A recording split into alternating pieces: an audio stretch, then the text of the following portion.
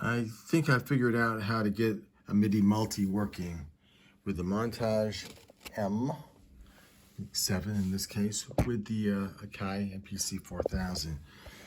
The MIDI settings are different than they were with the original Montage. So here's what I did. I didn't go through any of the like initialization procedure like you had to do before. Just to test this out, I just went to the first performance, which is a CFX concert, and which is the piano, the channel 1 there. Then what I did was I just tried adding, with these plus symbols here, right? Just tried adding other parts. So you hit the plus symbol, then you hit like category. Category will jump up over on the side. Then choose the sound. Then you can hit exit. You can't see it over, it's so dark, yeah. Hit exit or enter or whatever, then come back to this screen.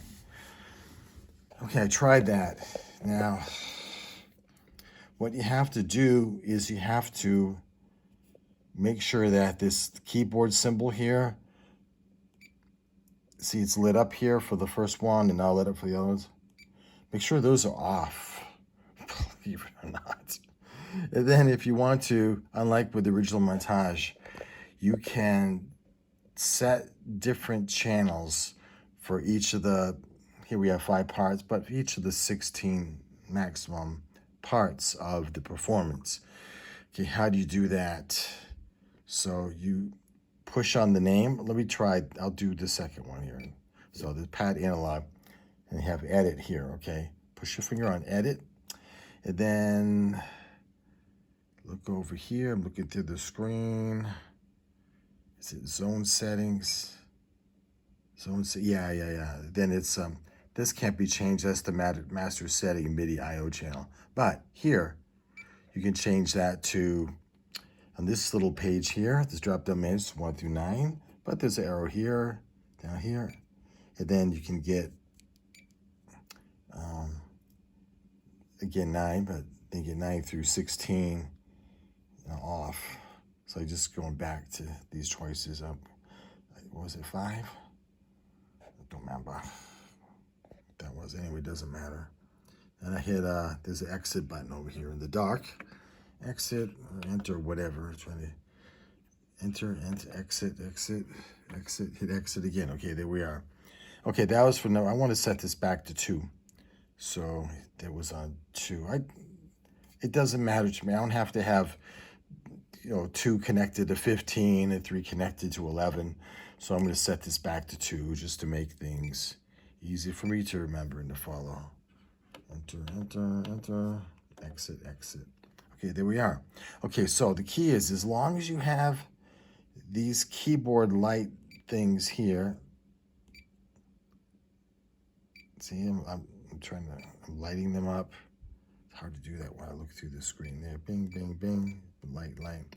Right, as long as they're lit up, you can't hear them, right? But you turn them off and you can hear them then. So yeah, you can go all the way to 16. Once you fill these up, then you've got another 9 through 16. And just keep hitting the performance button over here, and it changes the view here, and then you'll see that you can get 9 through 16 and just assign things the same way.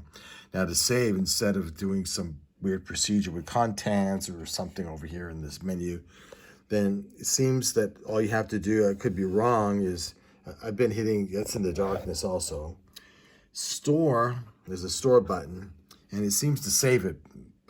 Maybe it does, maybe it doesn't, I don't know. I just got this thing, I'm learning how to use it. Now you want to see the MIDI settings, the general MIDI settings. Okay, let's see the general MIDI settings. So there's MIDI here, it's in red.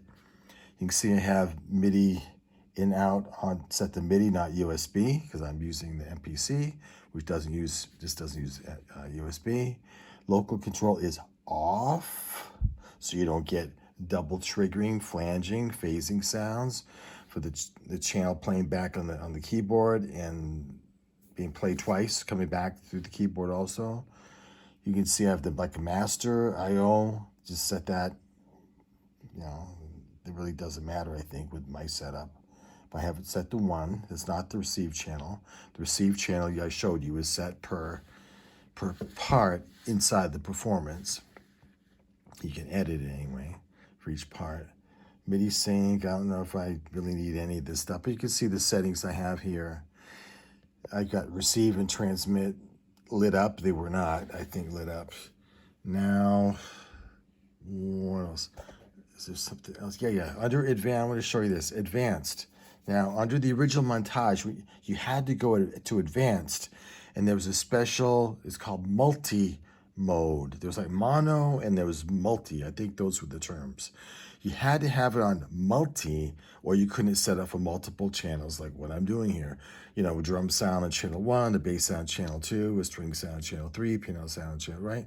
You had to go to multi. Well, now when you go to advanced page, there's nothing here at all about MIDI, so you never have to go here to set up a 16-channel MIDI a multi-channel, 16-channel multi-setup, right? So it's kind of simple in a way, right? Just have it set like this on the utility page, MIDI I/O settings. There's I think nothing else for MIDI.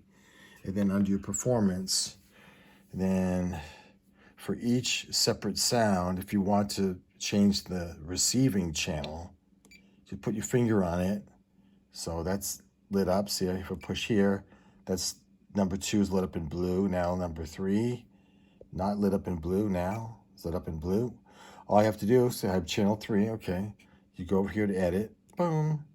And then if it's on zone settings, then you're all set. You'll see this. If not, it'll be on one of these other pages, hit zone settings.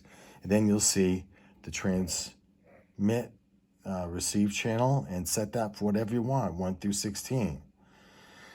That was not there with the original montage. So actually, once you know this, it's pretty easy to set up a MIDI multi.